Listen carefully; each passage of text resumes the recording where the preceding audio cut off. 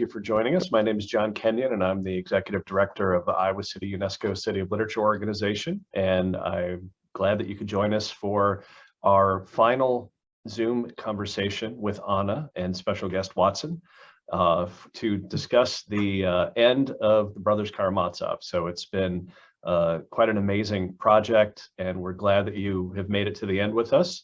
And so, as usual, we will have a little presentation from Anna and some conversation from her, and then we will have the opportunity for those who are participating live to ask questions.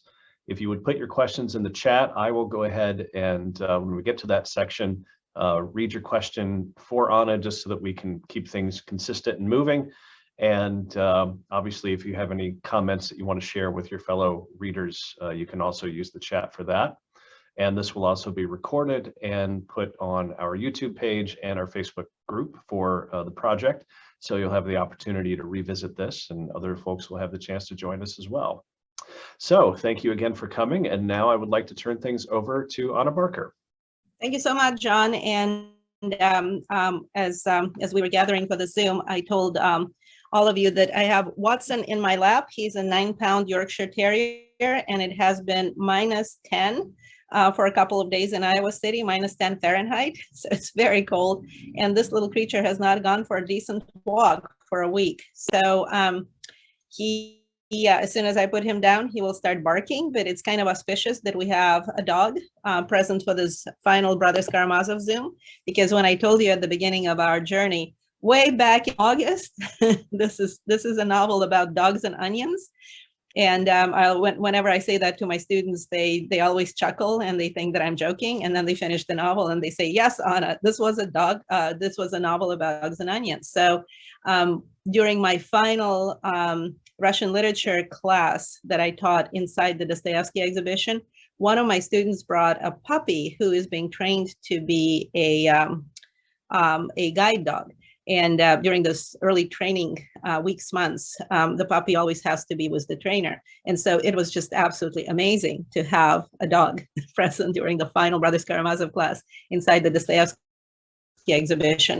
And Watson is going to be here. We'll see how he behaves, but it's going to be one of those odd classes with a Yorkie present. So welcome, everyone.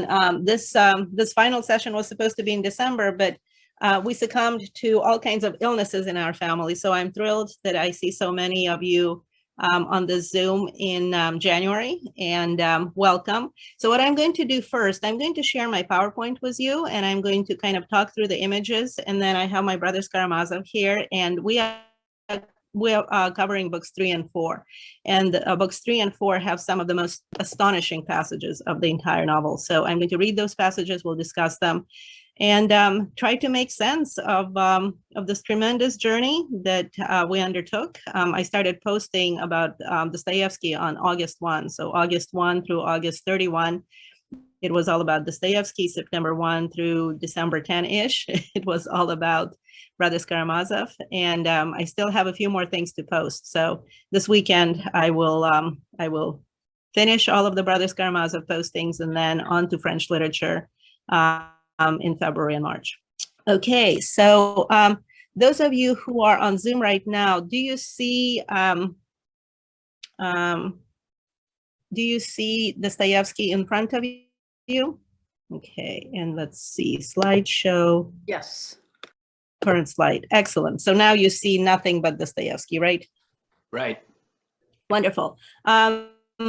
So this was the main image for the Dostoevsky exhibition, and now it's over, and it was tremendous. So thank you, everyone who has commented on this exhibition, who has come to see the exhibition. As I mentioned, we had over 5,000 visitors, which was just unprecedented and so delightful.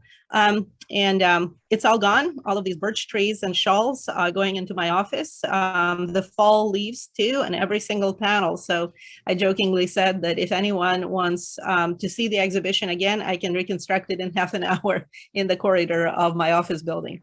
And the book that we focused on mostly was Brothers Karamazov, but many of you were wondering what to read next. And there are so many other Dostoevsky novels that just sort of feed into the glory of Brothers Karamazov. So Sometimes my students ask me, should we start with White Knights and Double and Poor Folk and then read Brothers Karamazov, or should we read Brothers Karamazov and then retrace Dostoevsky's steps all the way to his earlier works?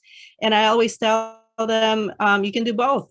You can read Brothers Karamazov and then read all of the earlier novels and then read Brothers Karamazov again, which will be a tremendous journey, and it would expand your understanding of Dostoevsky. Or you can, and I mean, at this point, all of you finished Brothers Karamazov. So starting with Poor Folk and The Double and White Knights, and then Winter Notes on Summer Impressions, and The Insulted and the Injured, and of course, From the House of the Dead, Notes from the Dead House, would be tremendous. But the Great Five that Dostoevsky wrote in his mature years, in his glory, well, they start with Notes from Underground. That is sort of the foundational text of the Great Five. And after that, it's Crime and Punishment, The Idiot, The Adolescent, Demons, and then finally Brothers Karamazov. We did it. 800 pages. We finished the novel, and it was tremendously rewarding to share this journey with all of you. It was also tremendously rewarding to share this journey with everyone, specifically in Iowa City, because they could benefit from the 4 film adaptations that were screened at Film Screen and also at Film Scene, but also from the performance of the Grand Inquisitor chapter as a play inside the Dostoevsky exhibition, and that was presented with a collaboration with Riverside Theater. Thank you, Adam Knight, and everyone who was a part of this tremendous journey. As we are saying goodbye to this exhibition, we're realizing that there's so much Dostoevsky out there for us to contemplate and enjoy, that this journey is going to continue. And I wanted to start my presentation of Dostoevsky and Brothers Karamazov with this image of the Crystal Palace. Many of you are wondering, why is Dostoevsky focusing on the Crystal Palace so much? And it was a building that was designed by Joseph Paxton for the World's Fair that happened in London in the early 1850s. Dostoevsky saw this building during his trip to London, and he had mixed idea about it.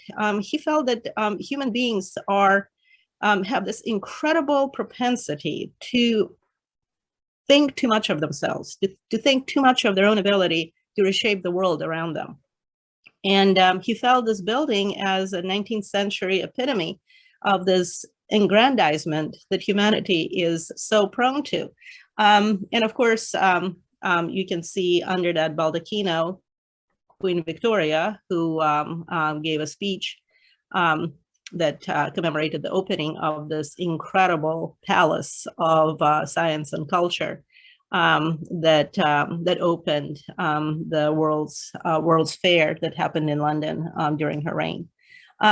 This is an image of this incredible structure that was made out of aluminum and glass when it burned in the 1830s, just before World War II. And this image of the death of the Crystal Palace, the aerial photo of what happened to the Crystal Palace after it burned down. This image is eerie because this is a photograph from before World War II, but this is what Europe is going to look like. All of Europe is going to look like in 1945. The devastation of human hubris is going to be just unthinkable. And of course, World War II was fought after World War I was advertised as the war that will end all wars. If you're not participating in World War I, in this war to end all wars, then you are fighting against the benefit of humanity. Dostoevsky put his pulse on the early inception of these ideas of how we can save all of humanity, was this magical faith that we'll fight just one more war and then all of our problems will disappear. And Dostoevsky compared this misguided idealism of humanity to the same concept that brought us the Tower of Babel, and it's the biblical narrative of human beings who felt that they are going to be so incredibly astute and sophisticated that they can build a tower that will all the way into heavens, for no other reason that they can climb up all the way to God and drag God down to their level. And Dostoevsky felt that he was living in these end of times philosophical narratives that really precipitated humanity into this kind of mode of thinking, where we are going to reach up to the sky. God is dead, obviously, and we are going to reshape the world in our own image because we are smart, sophisticated, we are post-Enlightenment Europeans who can make decisions for absolutely everyone. And Dostoevsky was terrified of the consequences of this kind of thinking. And if we read his works through the prism of the 20th century, it's staggering to what extent he predicted the death and devastation that this kind of human hubris will bring upon humanity. And I love this painting by Veronese. It's at the Louvre in Paris, actually. Last time I saw it, it was hanging across from the Mona Lisa. And it is an enormous painting. It has, I think, over 100 figures who are depicted here. And the title of this painting is The Wedding at Cana. This is the image that Alyosha sees in his prophetic dream when he's resurrected to faith in humanity through this joy of love that he sees in a character as odd a character to resurrect Alyosha's faith in humanity as Grushenka. And Alyosha goes back to the monastery. His faith comes back to him, and he sees the elder and that incredible scandal that happened in the monastery because the elder started stinking to high heaven. It's amazing how the stink of corruption, of human bodies, corruption, sort of follows characters throughout the novel. Remember, Stinky Lizaveta is associated through this earthy smell that she has. And Father Zosima, his body starts decomposing and creating the smell much faster than anybody expected. It makes Madame Khokhlakova stop believing in miracles. And she says that I'm a realist now. I don't believe in miracles any longer. She's a wonderful character, wonderful. So much comic relief happens through this one character that Dostoevsky created. You can just see how much fun he had creating this character. But the Wedding at Cana is the crucial core image of Brothers Karamazov, to the same extent that the resurrection of Lazarus is the core image of Crime and Punishment. The apocalypse or revelation, this moment of final judgment of humanity, is the core image Dostoevsky employs in his novel The Idiot. And then, of course, the exorcising of the demons out of the demoniac is the core image of Dostoevsky's novel Demons. And we actually do get this chapter of The Wedding at Cana in part 3 of Brothers Karamazov, when Alyosha comes back after his faith in the joyousness of humanity is resurrected through Grushenka's ability to love and forgive. And he comes back to the monastery, and of course, the gospel is read in the room where Zosima's body is placed for the night. And Alyosha falls asleep. Of course, he had a little bit of vodka, his soul is just so bludgeoned through the 24 hours that preceded this moment, and he falls asleep. And he in his dream, he is cursing himself for falling asleep because he loves the part of the gospel narrative about the wedding at Cana so much. And as he sees this dream of the wedding at Cana reconstructed in his own mind, he sees Father Zosima at the right hand side of Christ at this wedding, at this tremendous event, and his resurrection is complete because of his faith in human joyousness. And that is precisely what the parable of the wedding at Cana represents, this turning of water into wine at a poor person's wedding, to bring humans joy. And Grushenka, of course, is connected to this element of joyousness. And we'll talk about the orgy that we experience in book 3, the delirium. where Grushenka will say the most important words of the entire novel. Let me show you, now that we discussed the novel a little bit, let me show you some of the photographs I took at Dostoevsky's museum, first in St. Petersburg, and then I'm going to end the PowerPoint part of my presentation with images of his house in Stararusa. So this is the plaque on the building in St. Petersburg where Dostoevsky finished Brothers Karamazov.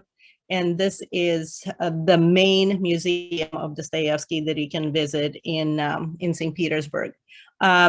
The entrance to the museum is through the basement of this building, and you go down towards the door.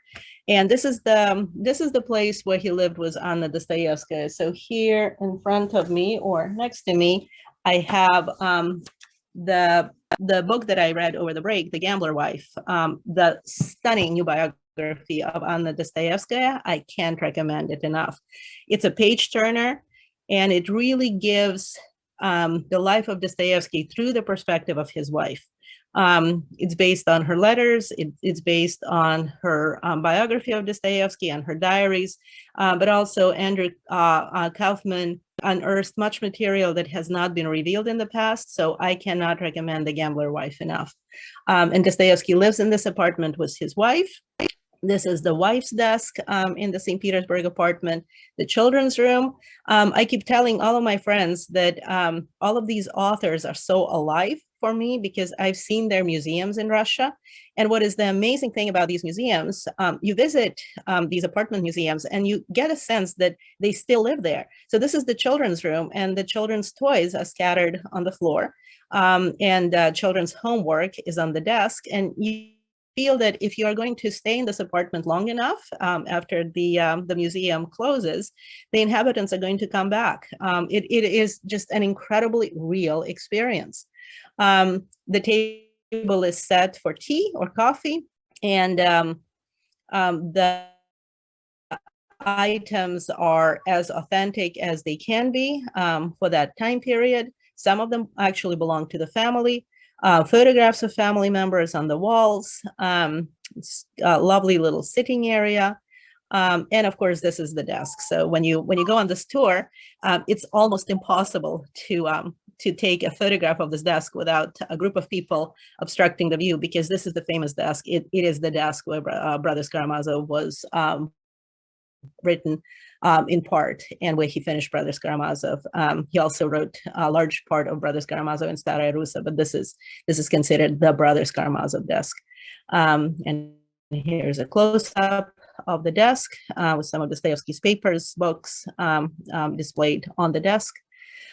This is a very fascinating part of the exhibit. Dostoevsky was a heavy smoker, and these are his cigarettes. And on the top lid of his final box of cigarettes, his daughter wrote, "Umir Papa," Papa died, and she gives the date, 28th of January, 1881, and the time. I've had students who have seen this box and started sobbing because the experience was just so incredibly overwhelming.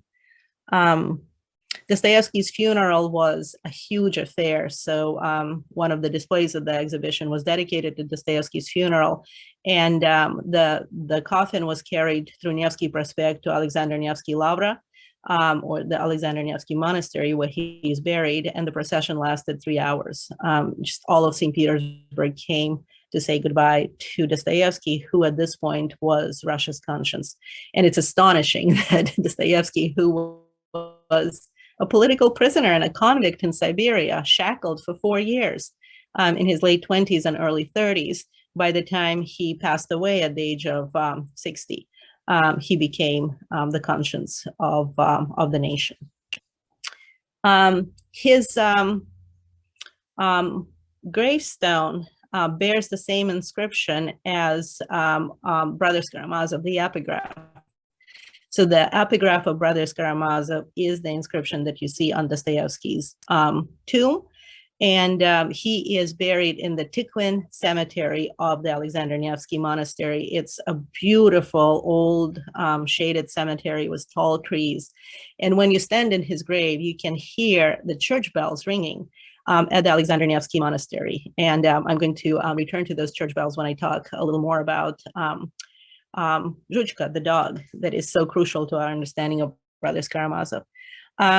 This image of the Tower of Babel, Dostoevsky really explores it in his Notes from Underground, and he goes back to it in all five of his late novels. Why is it so important for Dostoevsky to talk about this human hubris that brings about such tremendous conflagrations? And I always show at the end, after I'm done teaching my Dostoevsky unit in my classes, I always show my students 4 paintings.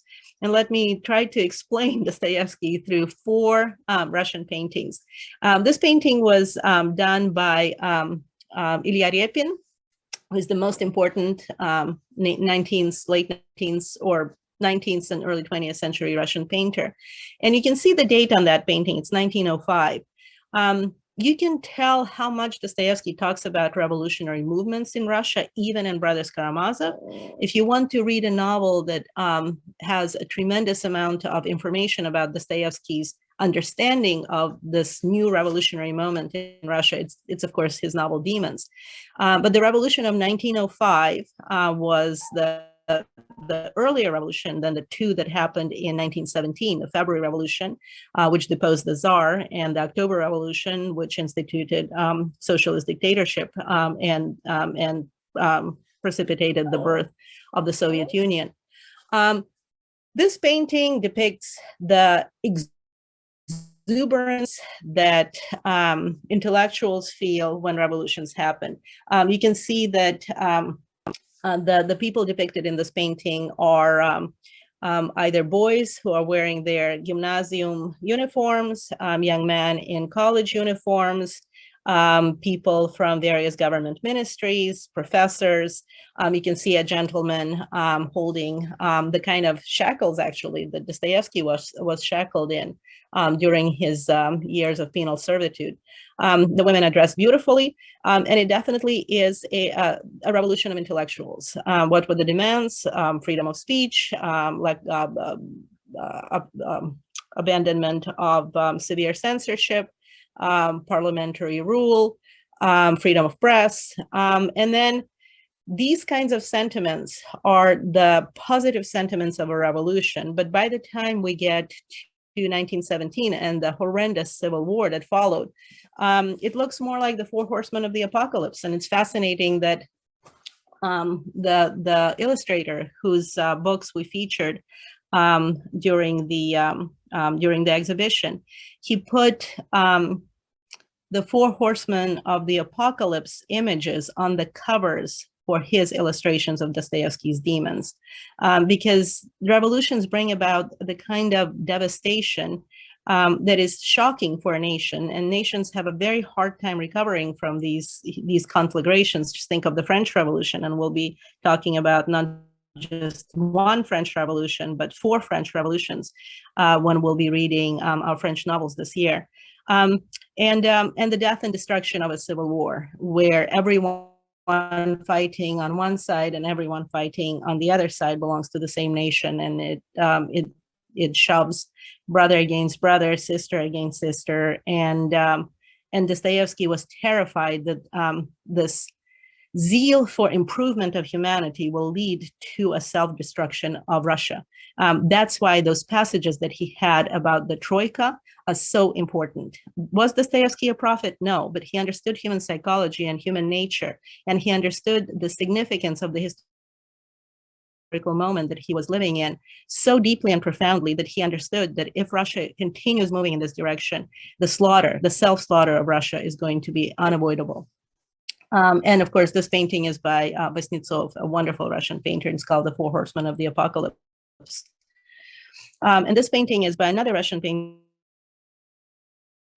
Vereshchagin. And this is, I always show this painting to my students because this is the outcome of a revolution and a war. Just a tremendous pile of corpses and skulls, human lives lost, tens of millions of people gone. for the service of an idea. And this kind of devastation, it's very hard to bear. And looking at Russia today, and I always show this painting to my students, it's an icon by the Russian icon painter Andrei Rublev.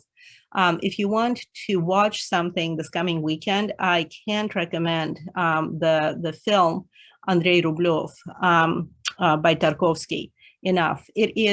It really will give you a profound and deep understanding of Russia's spirituality through this one film by Tarkovsky. And Andrei Rublev's Christ the Redeemer, is the image that Dostoevsky brings us to at the end of Brothers Karamazov, and at the end of all of his writing. I mean, Brothers Karamazov is the crowning achievement of his extremely prolific career as a writer and as a thinker. But that is where Russia ended up after the calamitous collapse of the Soviet Union and the catastrophic human toll of the 1990s. And the resurrection of Russian Christianity today is something that I found stunning, but at the same time, not surprising. And I'm going to show you a few more images. So once again, we go back to this wedding at Cana image of joy and human resilience and human forgiveness of everything that we do unto others and everything that is done unto us. One more painting that I always show my students at the end of all of my Russian literature and culture courses is this one by Isaac Levitan. He was a very good friend of Chekhov. And what I love about this painting is you see a ferry in the middle of a river. And on the other side of the river, it's a monastery or a convent. And I always tell my students that we wonder about that ferry. Are they headed towards this monastery to seek wisdom, or are they coming back from the monastery having acquired answers to the impossible human relationship to one another? What is our relationship to God? And those are all the questions that Dostoevsky is exploring in all of his novels. And of course, his journey to the monastery of not Stararusa, but Optina Pustin, during the early months of his composition of Brothers Karamazov, had such a tremendous impact on him. And his conversation with the elders at Optina Pustin contributed to the philosophical genius of Brothers Karamazov. So an incredible painting by Isaac Levitan. And just to finish my the historical part of my presentation today, let me show you the images of the Christ the Savior Cathedral in Moscow. The construction of this cathedral was very controversial already in the 19th century, because a cathedral that stood on its site had to be demolished in order for this cathedral to be constructed. But it was built, and it was supposed to be unveiled for the 70th anniversary of Russia's victory against Napoleon in 1882. But of course, the Tsar, Alexander II, the Tsar who freed the serfs, the Tsar who released Dostoevsky from his imprisonment in Siberia, the Tsar who let all of the Petrashevsky Circle members and the Decembrists who were still alive leave Siberia. This liberator Tsar, this reformer Tsar, was assassinated by a group of revolutionary students. The group's name was People's Will, Voля Naroda. They threw a bomb at the Tsar's carriage. And those of you who are familiar with St. Petersburg, there's a church in St. Petersburg called Church on Spilled Blood, Spasa na Kravi. That church was built on the site where Alexander II was wounded, and he succumbed to the wounds. But this revolutionary student group murdered the Tsar, and hundreds, thousands of government officials were murdered in Russia by revolutionary students in the 1860s, 70s, 90s, and all the way till the run up to the revolution of 1805, and of course, 1905 and 1917. And so the commemoration of this incredible achievement of the Russian people, the 70th anniversary of their victory against Napoleon, was hushed and muted because Russia was in mourning for a Russian Tsar who was assassinated the year prior to the unveiling of this cathedral. By the way, those of you who are familiar with Tchaikovsky's 1812 overture, that music was written to commemorate the construction of this cathedral. So very sad history of the construction and unveiling of this cathedral. And this cathedral has an even sadder history in the 20th century. You have to understand that this church was enormous. You can see a bridge over the Moskva River that just gives you a size comparison of this incredible structure. And here you see the demolition of this cathedral. It happened before World War II. This is not German bombing that precipitated this destruction. It was destroyed on the orders of Joseph Stalin, who wanted to build a palace of Soviets on the site. The Palace of Soviets was supposed to be an enormous, speaking of new Tower of Babel, speaking of new Crystal Palace, it was supposed to be an enormous building. I actually saw a model of this building at the Chicago Art Institute. They had it on display.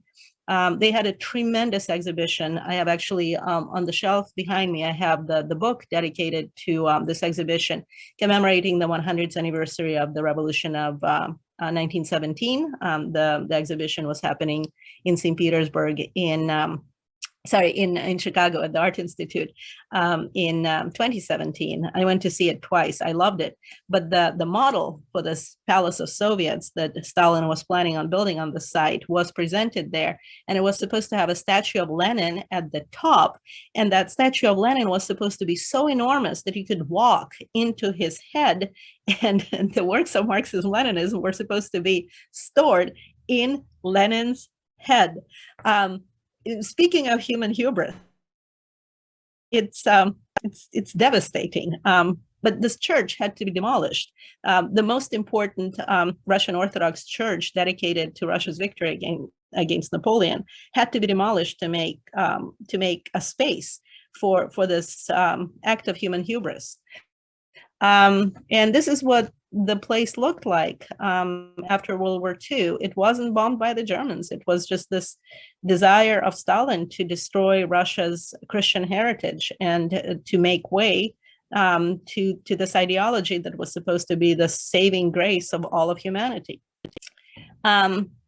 Because of World War II, Stalin's idea was not realized. And instead, there was an enormous swimming pool on the spot where the church used to stand after World War II. And guess what happened in the 1990s? Russia went back to its historic roots. Soviet communism was over, and the cathedral was rebuilt. The inside of the cathedral is staggering. You have to understand that this church was built in 1990s in post-Soviet Russia. The names of every Russian who fought against Napoleon appear on the walls of this cathedral. Many important Russian Orthodox events take place. The Easter service, and you have to understand that for Russians, Easter is much more important than Christmas. The idea of resurrection is essential for Russian Orthodoxy. And the Easter service from the Christ the Savior Cathedral is broadcast on Russian television every single year. And this is what it looks like today. So it's a wonderful story of resurrection. Remember how important the story of resurrection is for Dostoevsky. He would have loved it.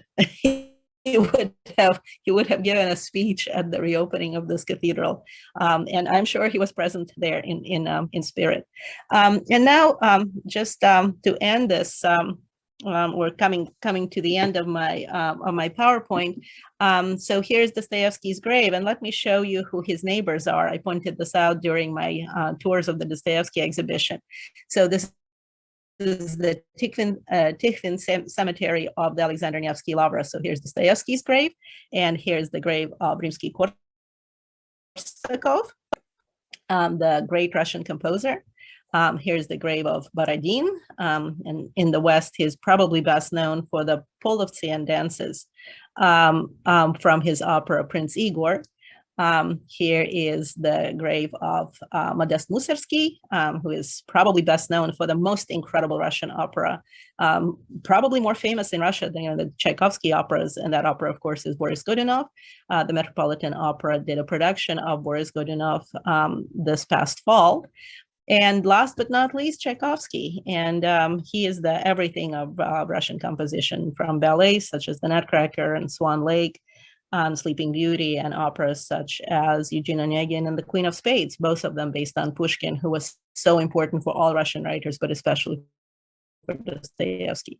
So these are Dostoevsky's cemetery neighbors. It's really fun to walk around the cemetery and see the glory of Russian culture, Russian music, Russian literature, all represented in this one place.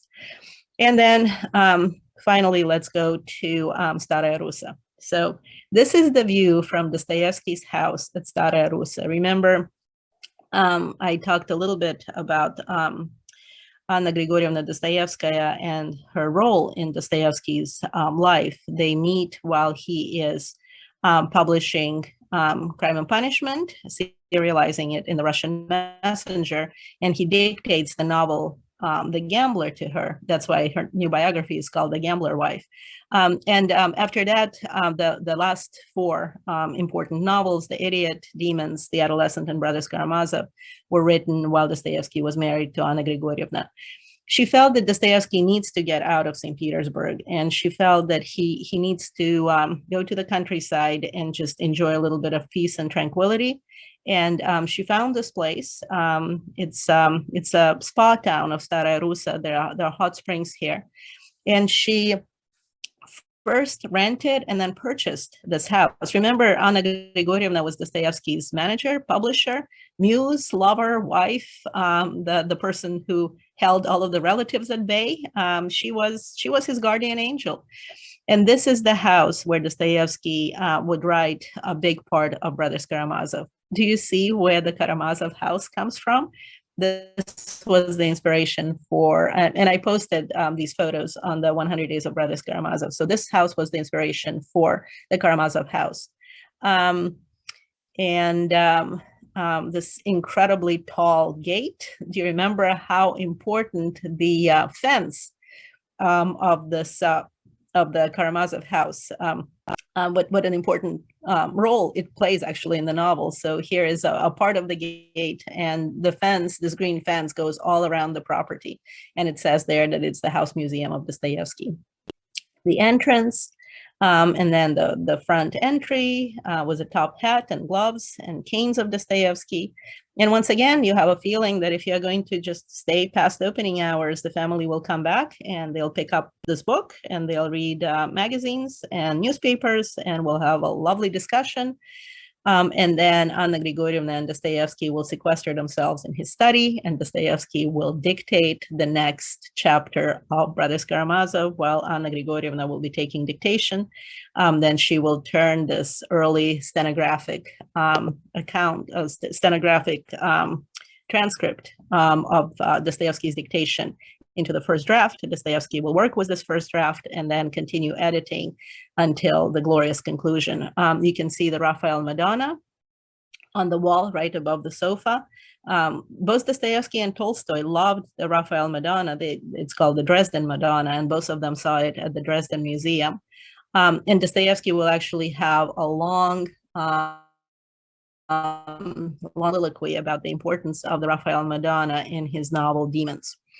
And above the desk, you see the photographs of his wife, children, his parents, and the icon in the corner was a lantern that would be lit right underneath the icon. And then this is the view that Dostoevsky saw from his study, the view of this lovely little sleepy river in this tiny provincial town. Once again, the desk, and on the desk you see a display of copies of Dostoevsky's doodles from his notes. The one with the face on it is from his novel Demons, and then you can see a copy of the Russian periodical Russian Messenger, Ruski Vestnik, where Dostoevsky serialized his novels Crime and Punishment, The Idiot, Demons, and Brothers Karamazov. And here's that doodle for his novel Demons. Holbein Christ, he had an image of a section of Holbein's Christ above his desk. And of course, this is the painting that inspired his novel, The Idiot, where a copy of this painting appears prominently in the house of one of the characters. And I told you already about the Raphael Madonna. It's mentioned and commented on in his novel Demons. The betrayal of Judas. I mentioned this several times in my comments for Brothers Karamazov. Dostoevsky felt that this is a betrayal of innocence, and the kind of betrayal of innocence that happens when, let's say, Smerdyakov tells Ilyushichka to poison or to destroy Zhuchka by putting a pin into a rolled up ball of bread. That kind of destruction of innocence, or the attack of Fyodor Karamazov on Stinky Elizaveta, that kind of destruction of innocence, Dostoevsky cannot fathom. These are the unforgivable crimes for Dostoevsky. And his favorite authors, Pushkin at the very top, and I mentioned Pushkin very often during my commentary on Dostoevsky, but also the image that is closest to us is Balzac, and we are going to read his novel, Colonel Chabert novella, during our great French year, and on the far side is Charles Dickens. I mentioned several times to what extent Charles Dickens influenced Dostoevsky. Balzac turned Paris into a character in his novels to the same extent as Charles Dickens turned London into a character in his novels. Dostoevsky learned from the best, and that's why his St. Petersburg, especially in Crime and Punishment, is such an integral character in that novel. And of course, down below is Shakespeare. I tell my students that when they are reading Demons, they probably should know the plot of at least 5 Shakespeare plays in order to understand, because there's a character in Demons whose nickname is Prince Hal. So of course, you need to know Henry IV, Part 1, 2, Henry V. There's a character at the end of Demons who's like roaming the wilderness, in complete befuddlement and bewilderment, knowing the plot of King Lear is essential. And of course, knowing the plot of Hamlet is also important. One of the characters in Demons says to her son, your problem was that you never had a Horatio in your life. So understanding the relationship between Hamlet and Horatio really helps with understanding the relationship between these two characters. And once again, you feel that they're going to come back. They're going to sit at this dining table and enjoy a lively conversation over a delightful meal. A little sitting area. The room of Anna Grigorievna Dostoevskaya. You see the icon above the bed with a lantern underneath. This is her desk. So this is where she would come to turn her stenographic notations of Dostoevsky's dictation into the first draft of those final 4 novels. And here you have a view of the backyard, and from her study. And then I think this is the children's room. You see images of how the house evolved in the 20th century. And I love this photograph. This is what the whole place looked like in 1945. Stararusa was occupied by the Nazis, and you see the house in front of you. So tremendous shout out to everyone who made sure that this super important building for the history of Russian literature and Russian culture was restored and preserved. This is what it looks like today. Absolutely amazing. And then as you walk out of the building, you start walking down this path and you walk some more deeper into the garden. Do you see the fence? When I saw this fence, I screamed out because it looks like the description of the backyard in Brothers Karamazov. This is the Karamazov house. And this building in the back, which could have been a shed or and even a banya, a Russian bathhouse. And then there is that green fence. So this is the fence that is so important for our understanding of book 4 of Brothers Karamazov, of when and why and how did Mitya Karamazov climb over that fence, and how did he climb back over that fence, and was the gate open, and was the door open, and all of those questions that we must answer when we finish our discussion of Brothers Karamazov. And this is the final image I'm going to show you. I'm going to stop share. And so thank you for coming on this journey with me. I just really wanted to share these images with you because it makes everything so much more understandable. And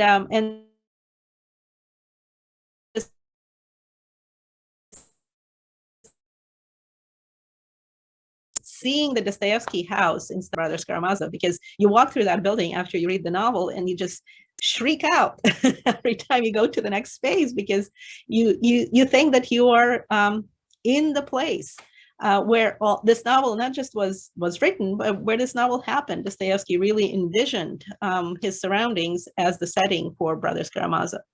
Can we go to speaker view at this point, John?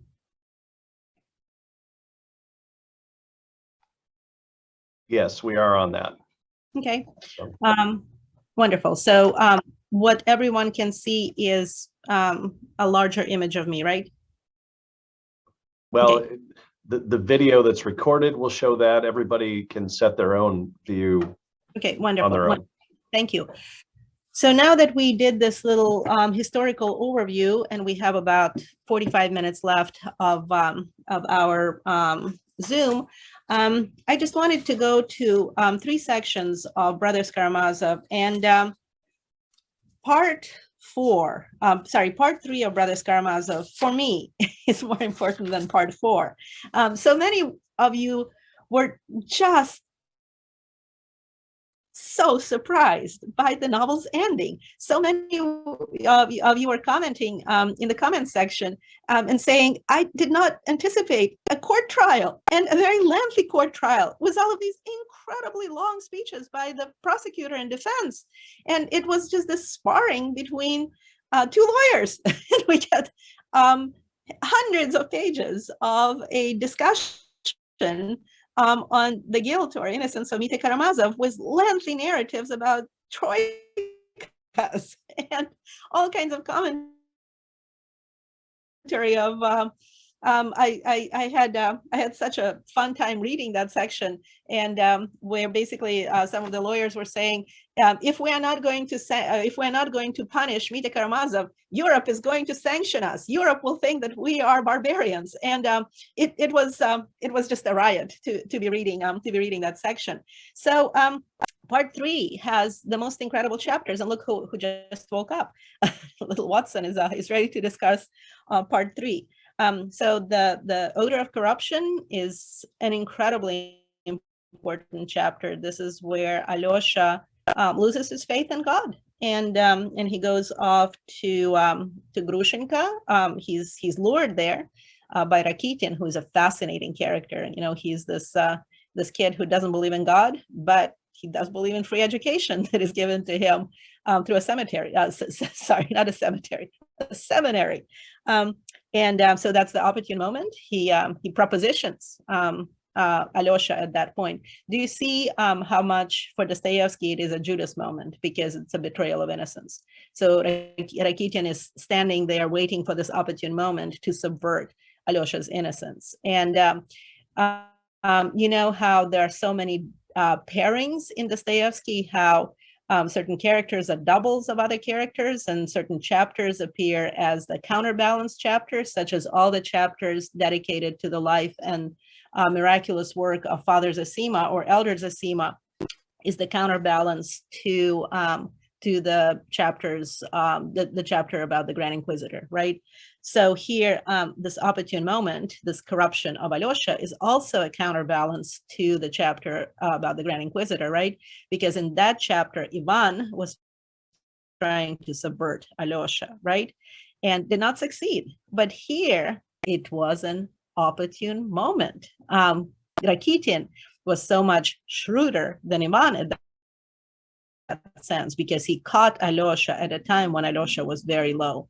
And so, and of course, the next chapter is the onion, which is quite possibly the most important chapter of the entire novel, and then the Cana at Galilee. And I'm just going to read to you one quote from the chapter The Onion. It's where Grushenka is speaking to Alyosha, and it's a crucial moment in the entire novel. "He's the first to pity me, and the only one. That's what.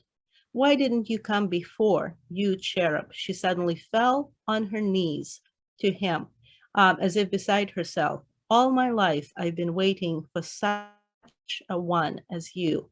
I knew someone like that would come and forgive me. I believed that someone would love me, a dirty woman, not only for my shame." So this moment of Grushenka, just all of a sudden feeling that Alyosha's presence in her life was a moment that she felt in her soul would come because somebody will forgive her. And this notion of forgiveness that Dostoevsky insists on in all of his novels, without this notion of love and forgiveness, we cease to exist as human beings.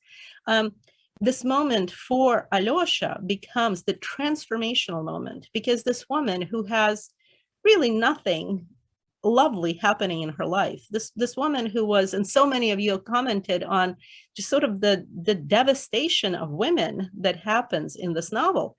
And Grushenka is a tour de force character because from one point of view, she just all of a sudden says to the world, I don't care what everyone thinks about me. I'm going to live my life and I'm going to be what I am. But from another point of view, she is the one who seeks this love, and she receives this love from Alyosha. And she resurrects Alyosha's faith in the ability of such love to allow people to move on in life despite the most tremendous consequences of actions that other people took against them.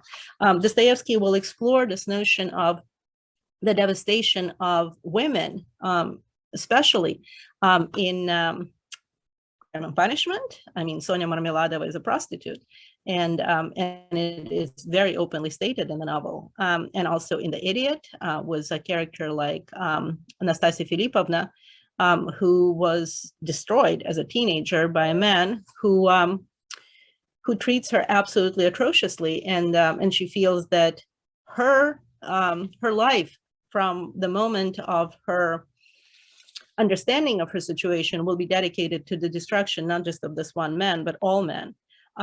It doesn't happen to Grushenka because of this incredible moment. And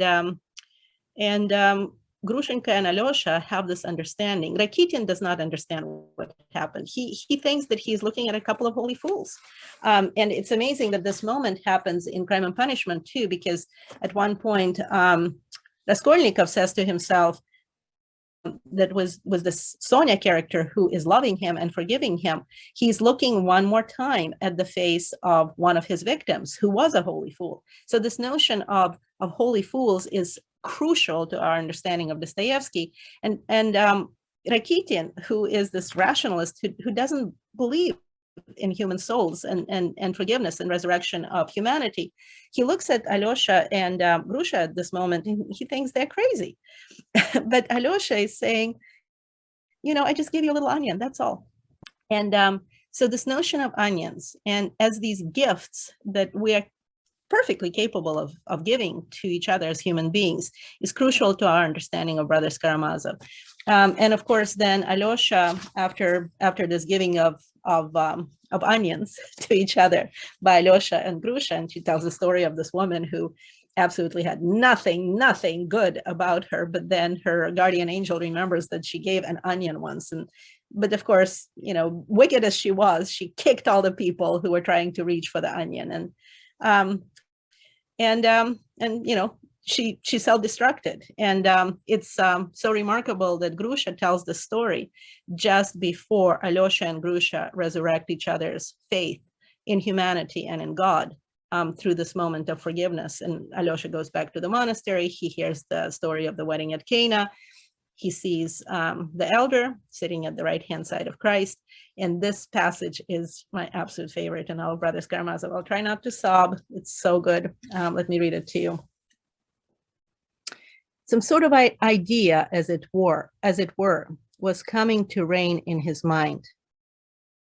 Now, for the whole of his life and unto ages of ages, he fell to the earth a weak youth and rose up a fighter, steadfast for the rest of his life. And he knew it, and he felt it suddenly in that very moment of his ecstasy. Never, never in all his life would Alyosha forget this moment. Someone visited my soul in that hour, he would say afterwards, with firm belief in his words. Like that firm belief in his words. He fell a weak youth and he rose a fighter. And that moment, that understanding what it means to be a fighter for human souls and a believer in human souls will never leave him at that moment. Oh, it's just tremendous.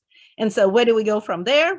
We all of a sudden feel like, wow, we are like up at the summit of Dostoevsky. Where do we go from here? Well, we go on that lengthy ride of Mita to gain money to subvert a woman, and money that we later find out he actually has.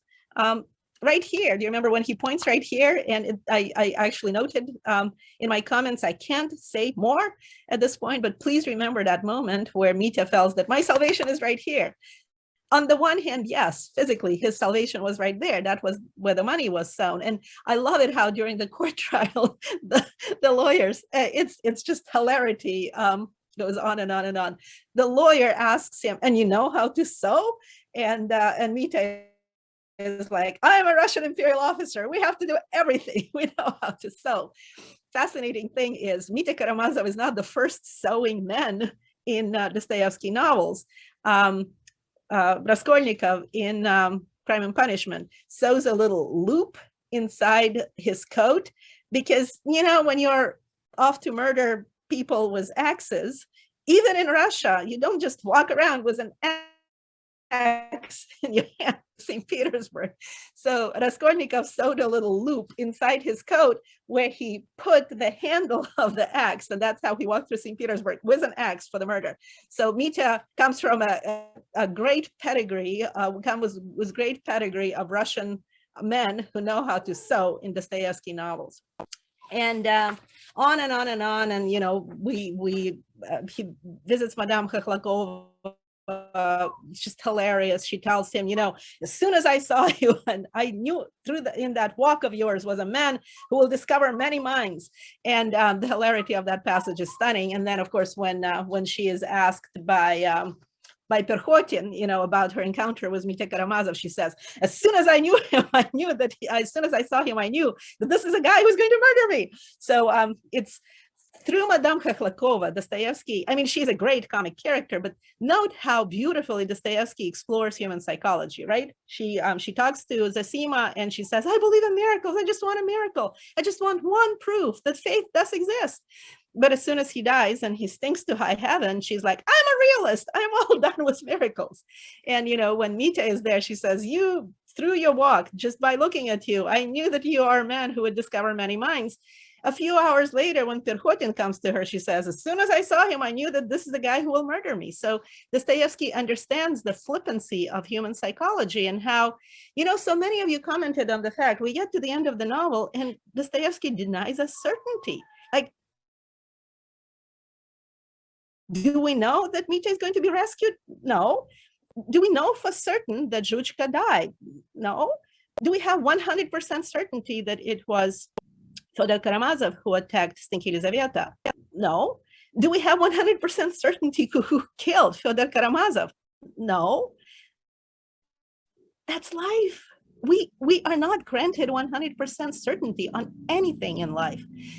But what matters for Dostoevsky is the fact that we live it, that, this ludicrous, bizarre thing that we are granted as a gift must be lived and must be enjoyed.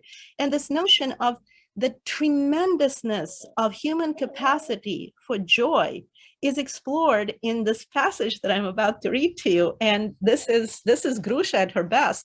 So many of you were wondering, like, what is this Grusha character all about? She's so unlikable in so many ways, but we are drawn to her because she is us. Like, we hate her so much because she is us. We are horrible and we are wonderful at the same time. I mean, the same Grusha who makes the life of so many men miserable. Do you remember when Ivan tramples the pirashki that she, not Ivan, but Mita?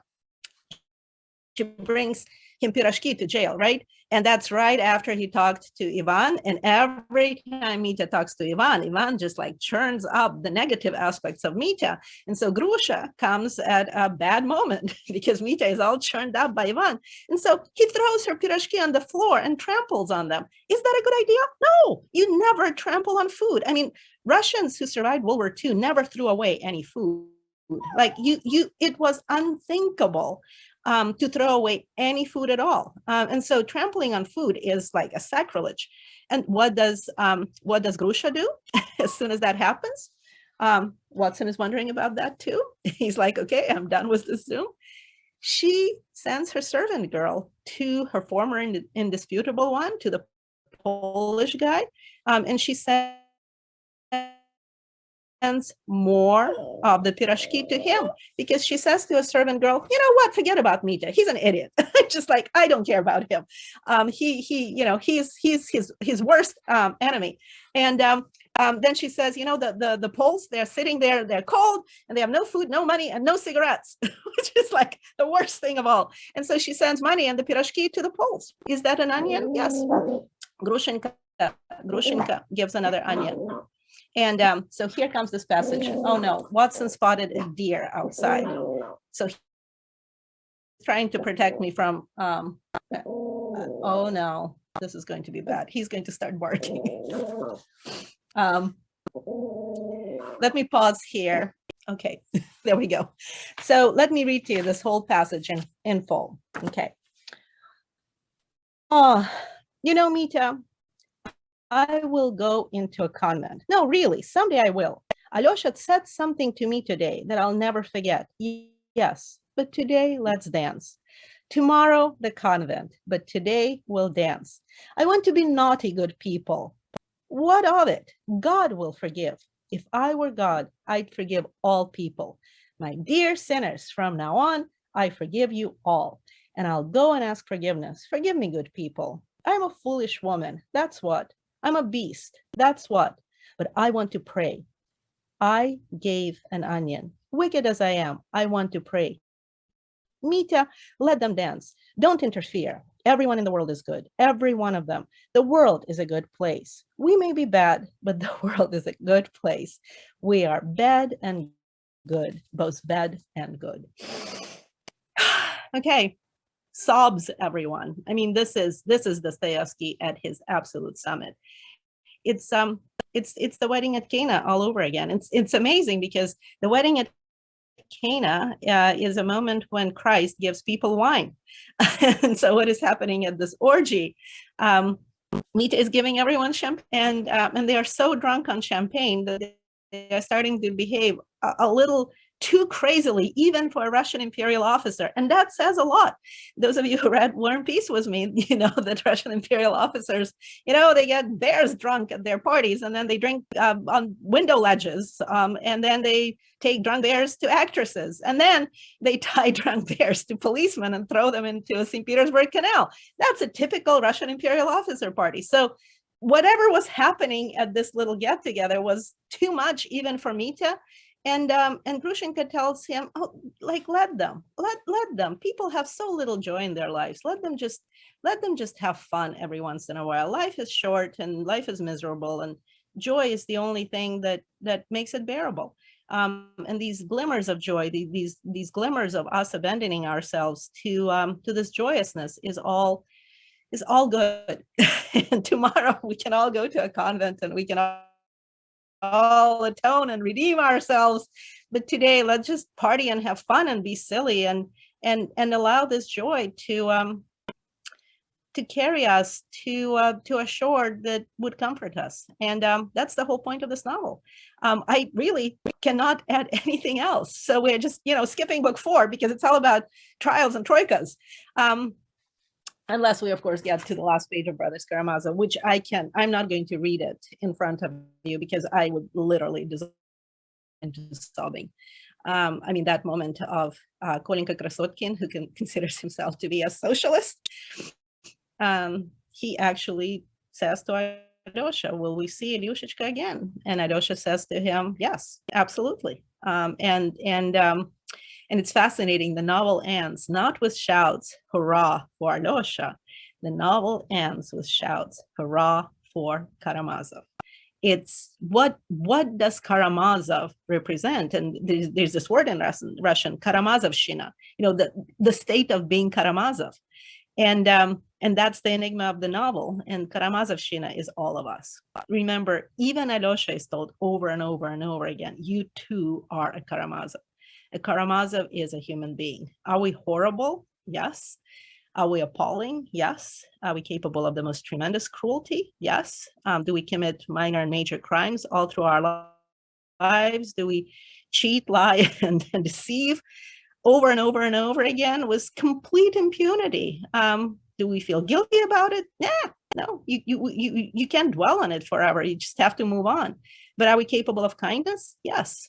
When Mitya was undergoing all of those trials and tribulations, he wakes up when he is just about as low as a human being can be. He realizes somebody put a pillow under his head.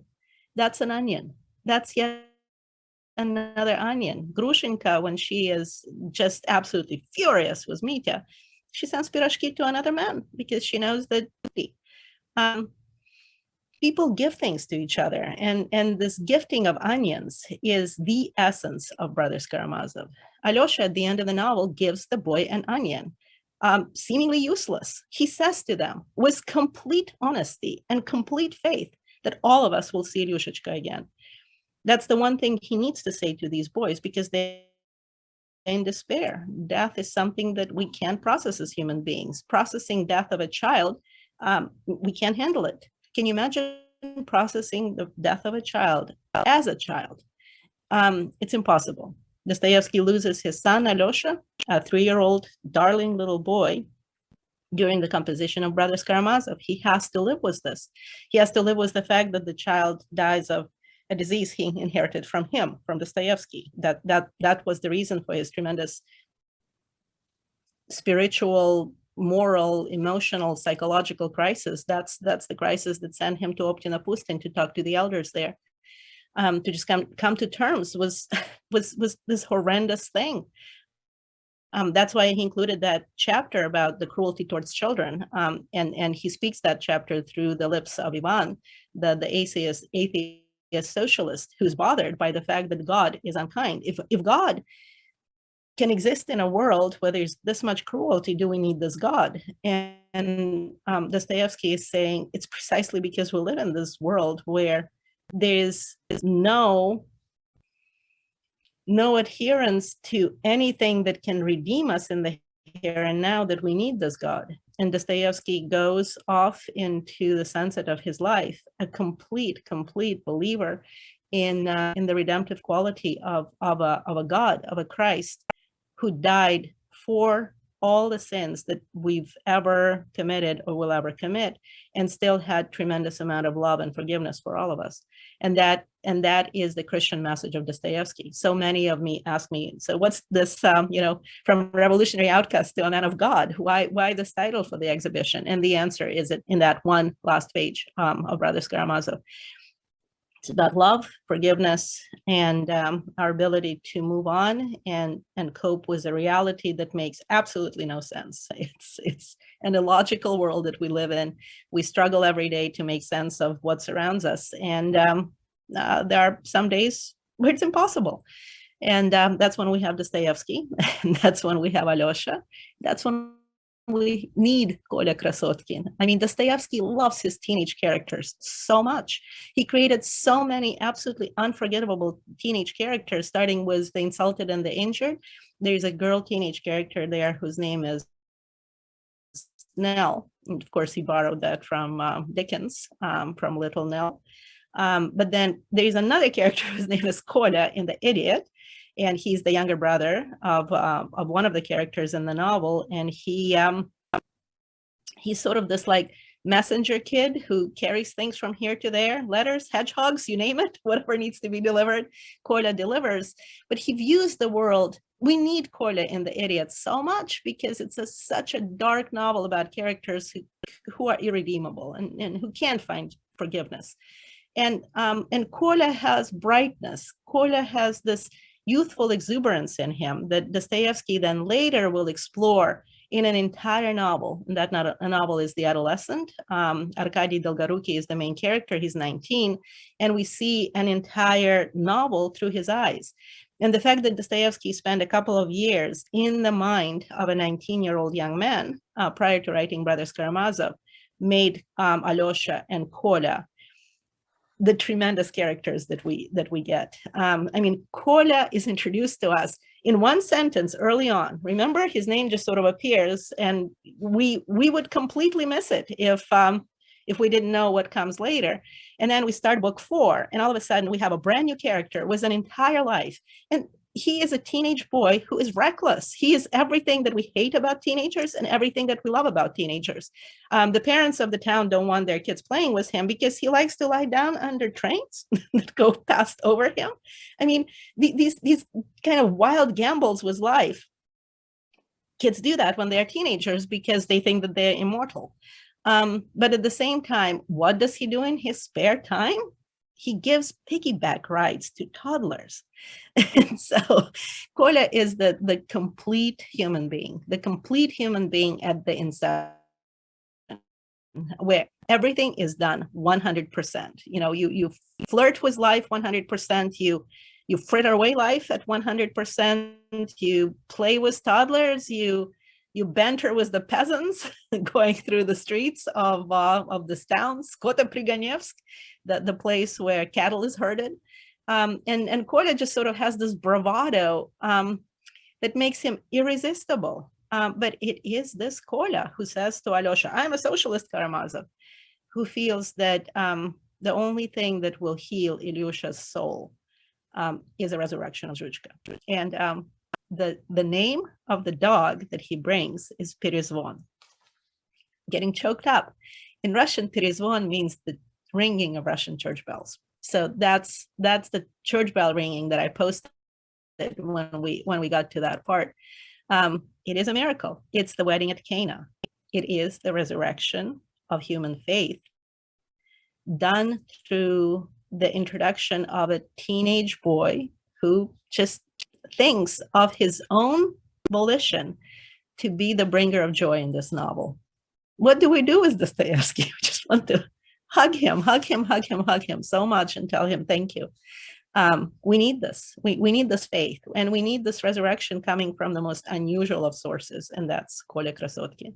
He is the most important character at the end of the novel, and it's all about that dog. It's all about giving onions, giving these gifts to human beings. Remember Maximov, the old landowner who is very poor, and at the end of the novel, what does Grusha do? She gives him a corner in her house, and she just kind of adopts him, takes him under her wing, so that this poor, lonely, dejected old man would not be lonely and dejected, and he just is warming his hands by Grushenka's fire.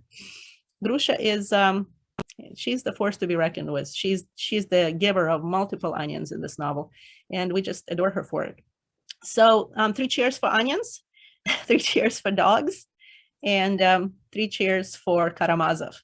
And that's the life force in all of us. The good, bad, the ugly, all the positive vibes that we have, and all of the horrendous things that we do to ourselves and to everyone around us. That's the sum total of us as human beings. That's our very own Karamazovshchina.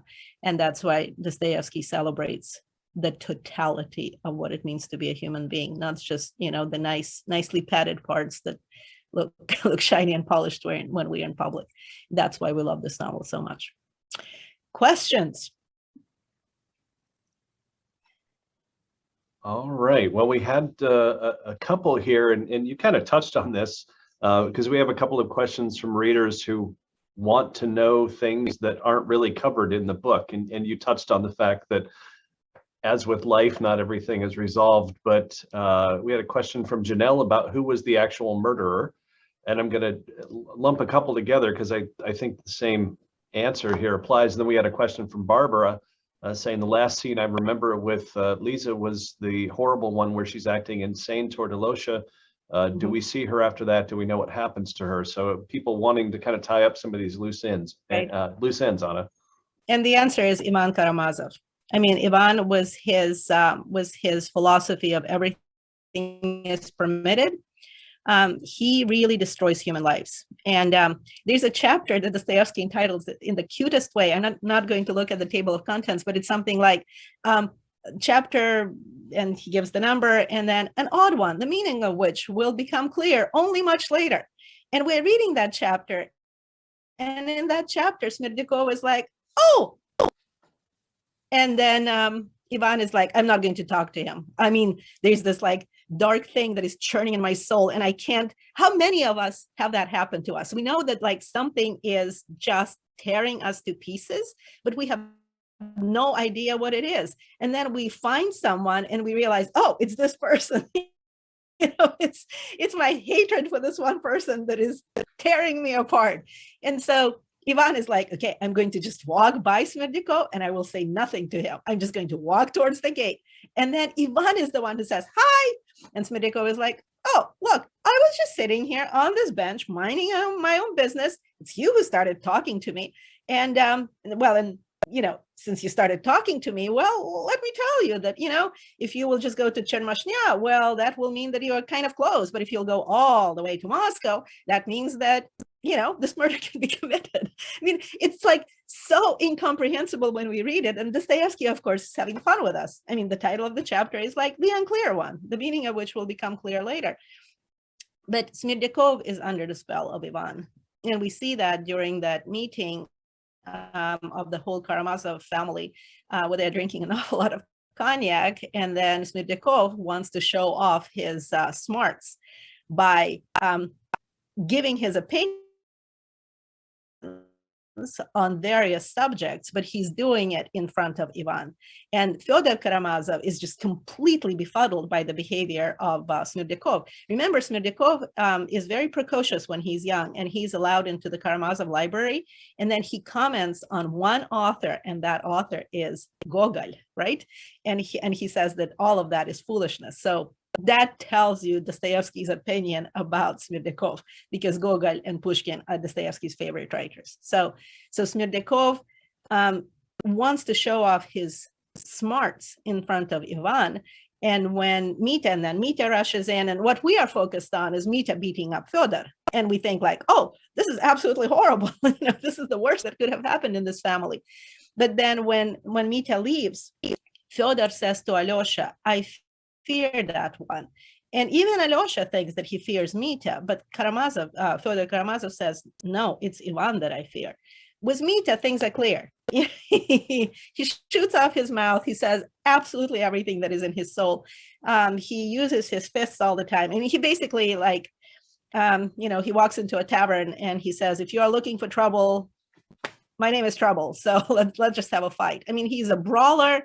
He's larger than life. He's just always getting into scrapes with reality. But it is Ivan that Fyodor Karamazov is terrified of because of that nihilism at the heart of Ivan, when nothing matters. If a human being lives with the motto, nothing matters, it's the void that will suck everything out of everyone all around this one person. And so this everything is permitted mentality gives Smirdakov the idea that not by words, but by actions, he can gain even more appreciation, even more admiration from someone like Ivan. And remember, when somebody comments to Ivan, hey, this Smirdakov, like, that's just so weird. He's so enamored of you. And Ivan is saying, well, he's a follower. He'll do for now. Someday I'm going to have much more important followers. what is Dostoevsky talking about? The permissiveness of revolutions, the permissiveness of these movements where people will say everything is permitted in the service of a goal. And that goal will exonerate everyone's criminality, because that goal, World War I, the war to end all wars, right? So once we give everybody this tremendous faith that they are committing murders for a great idea, they're going to commit these murders with impunity because they all know that they are serving a greater goal.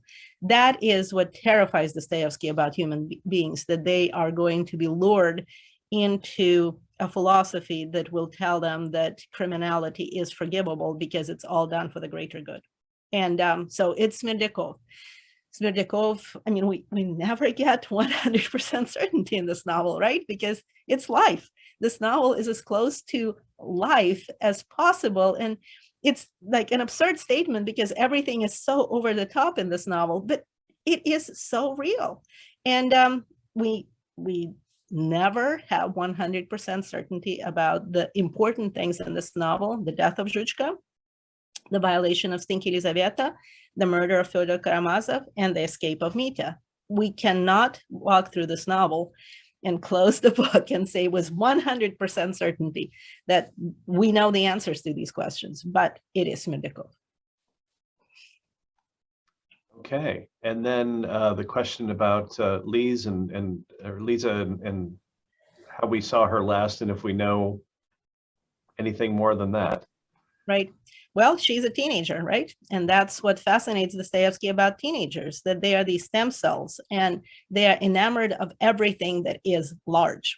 So if you talk to a teenager lately, you're probably wondering, like, where is this coming from? And these ideas, these tremendous ideas that they are consumed by, it's the most shiny, bright thing that they just encountered that becomes the essence of who they are.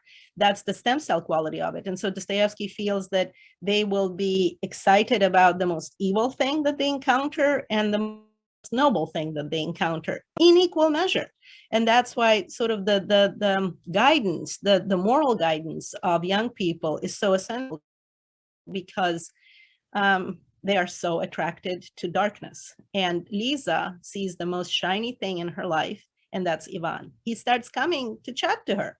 And just as Smerdyakov, who was very weak-willed, that's the one thing that we constantly are reminded of, that Smerdyakov is a follower looking for a leader.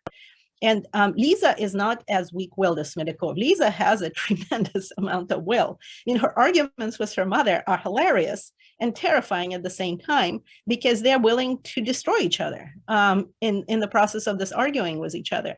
And so when Ivan starts coming to the house, she encounters a person of stronger will than herself, because she knows that her mother is very weak-willed. And, the constant flipping of opinions, I want a miracle to prove my faith. Oh, I am a realist now.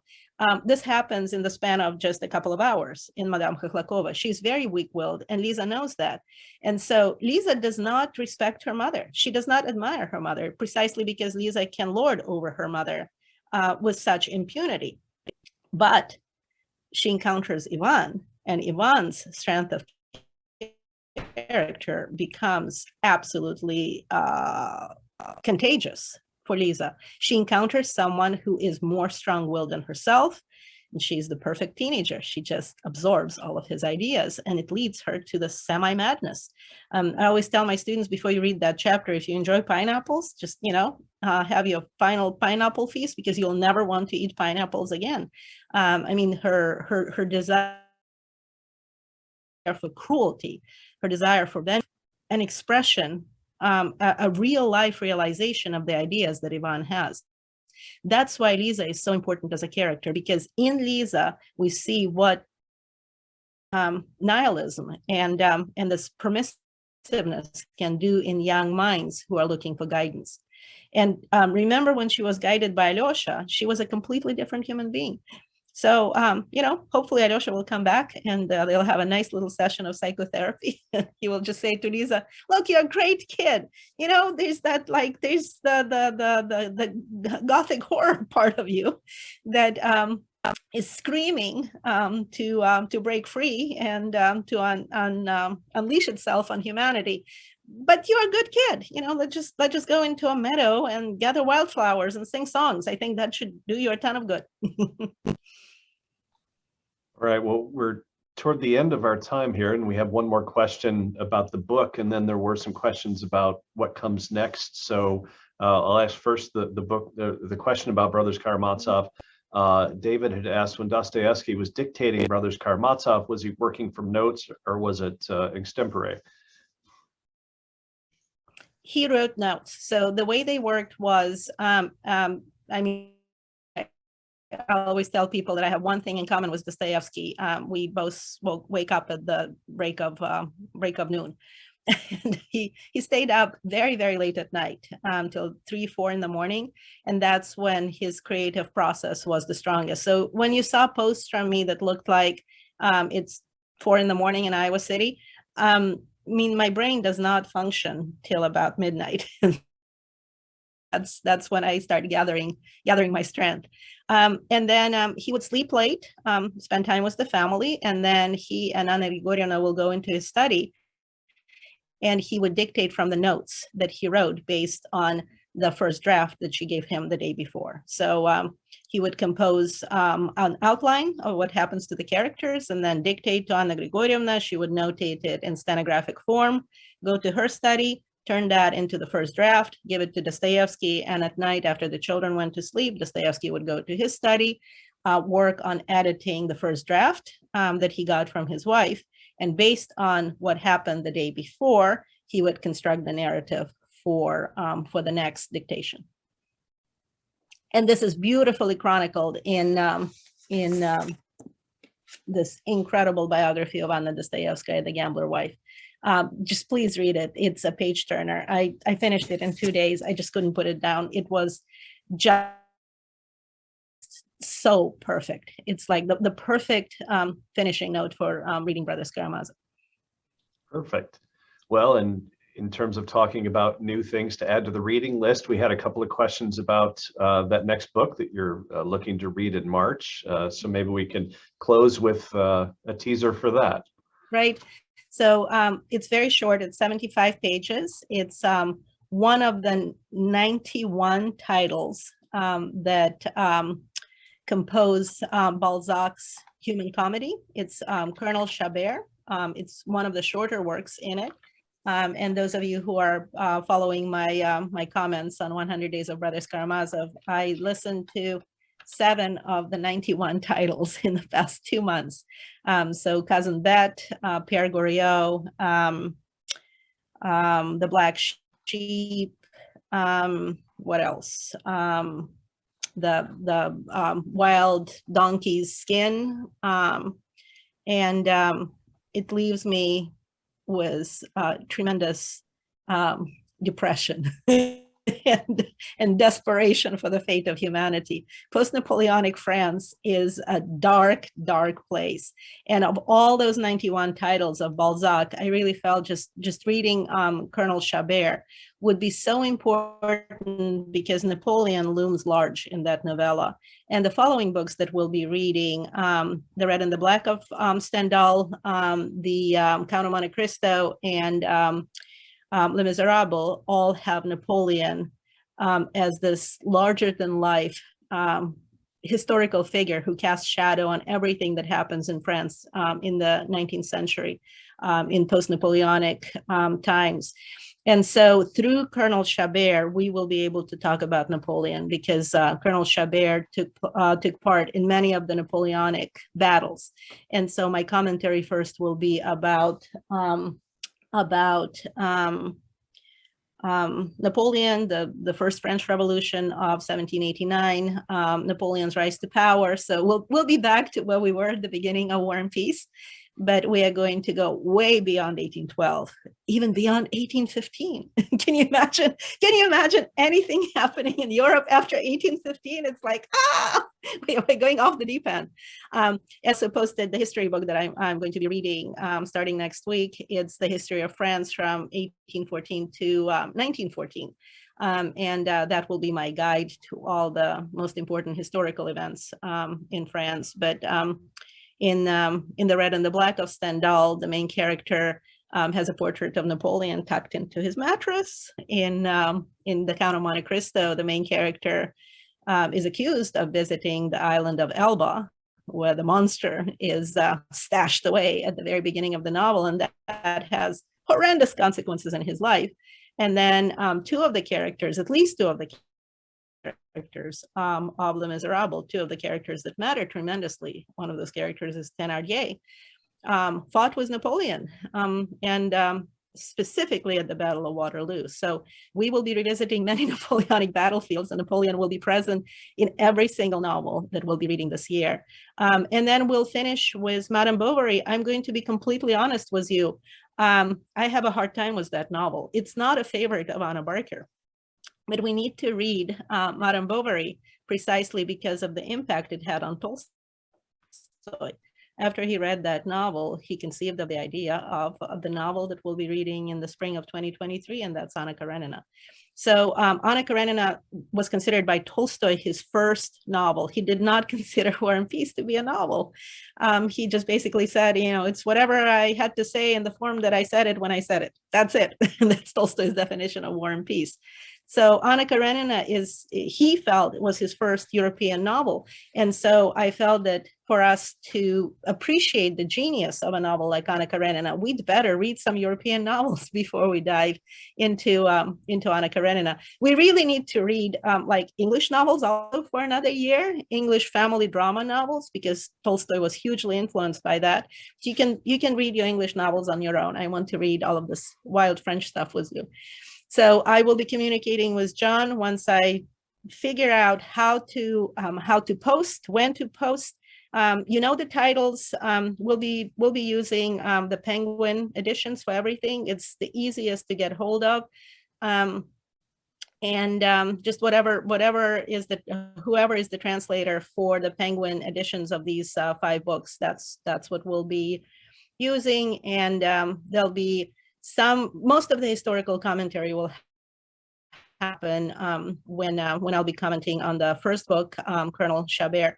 But beyond that, I think I just want to have fun this year.